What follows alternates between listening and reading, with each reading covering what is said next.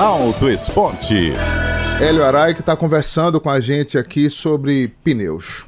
Pneus, gente, isso é um tema que eu gosto de falar. Ele é responsável técnico pela área da Magnus Tire, né, da Magnus Pneus, então ele também responde pelo pós-venda na empresa.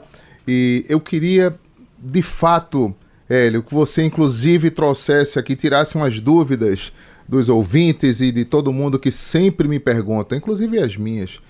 Existe diferença entre o composto, entre as rodas, entre os pneus dos carros a combustão, os híbridos e elétricos? A nomenclatura é a mesma, o composto é o mesmo? É um prazer falar com você aqui. Bom dia, Hélio. Bom dia, Jorge. Agradeço pela possibilidade de participar do programa de vocês e tocar num tema tão importante e que realmente surgem muitas dúvidas em relação a este item. Então, a dúvida que os nossos ouvintes e clientes temos na área automotiva têm em relação aos produtos é bastante grande, e em relação aos produtos que são destinados a veículos elétricos ou eletrificados dos veículos a combustão, realmente temos diferenças, realmente bem marcantes, e a gente vai estar explicando durante essa entrevista. Então é importante que você fale, né? Porque as pessoas compram os carros, vão fazer a reposição dos pneus. Inclusive o pneu de um carro elétrico ele roda muito menos do que um pneu de carro a combustão. Isso eu vivi na prática. O consumo da borracha é completamente diferente. Se eu estiver enganado, você, por favor, me corrija, mas vamos falar um pouco mais sobre isso aí, Hélio. Então vamos lá. Bom, a primeira característica que diferencia um veículo elétrico de um veículo a combustão é o peso do veículo. Como nós temos uma quantidade de baterias que tem no veículo, então o peso em vazio do veículo já é maior do que o veículo a combustão. Essa é a primeira diferença. E a segunda grande diferença é que quando você tem um carro a combustão, na hora que você acelera o veículo, ele tem um pico de torque que ele demora a atingir numa rotação mais alta. Ao passo que no veículo elétrico, a partir do momento que você pisa no acelerador, ele já chega no torque máximo, ou seja, a solicitação de tração ela é imediata. E o consumo de pneu ele vai ser um consumo maior do que um veículo a combustão. Pelos dois fatores que foram citados. Existe um percentual disso, Hélio? A gente conversa com o Hélio Arai, que é da Magnus Tire, está falando mais sobre essa diferença entre um pneu de um carro a combustão e um carro elétrico. E eu te pergunto em termos de percentuais. Por exemplo, eu consigo rodar com um carro a combustão utilizando o pneu de maneira correta? O que é que pneu de maneira correta?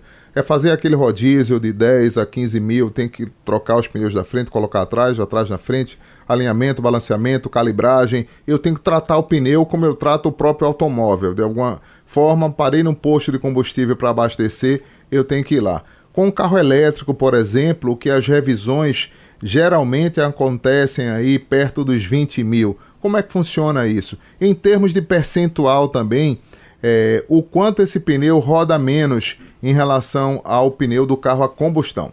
Jorge, a pergunta em relação à parte de manutenção, basicamente a mesma manutenção que nós temos nos veículos a combustão, nos veículos elétricos, o tipo de manutenção basicamente a mesma, ou seja, uma calibração ao menos quinzenal dos pneus, que é o grande fator que a gente tem de perda de performance ou de durabilidade. Esse é o primeiro ponto.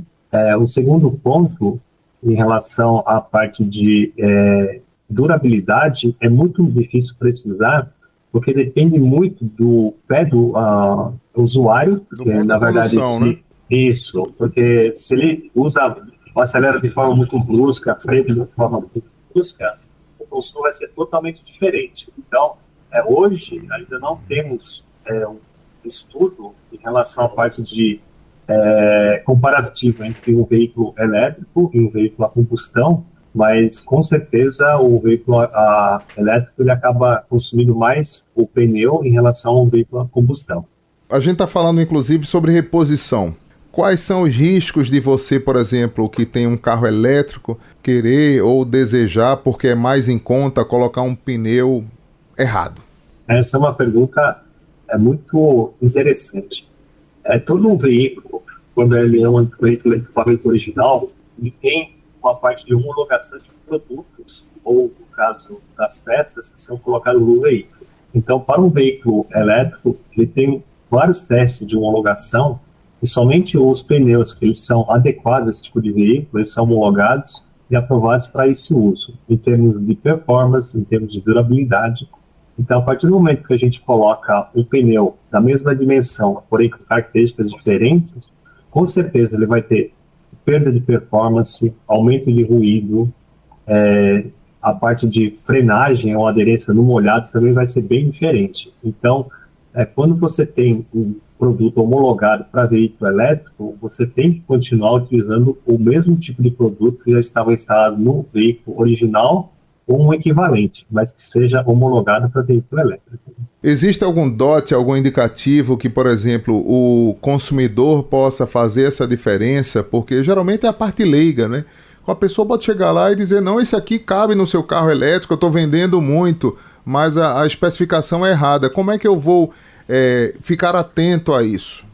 O principal é você conseguir fazer a compra de uma marca que seja conceituada e que efetivamente o veículo tenha sido homologado para veículo elétrico.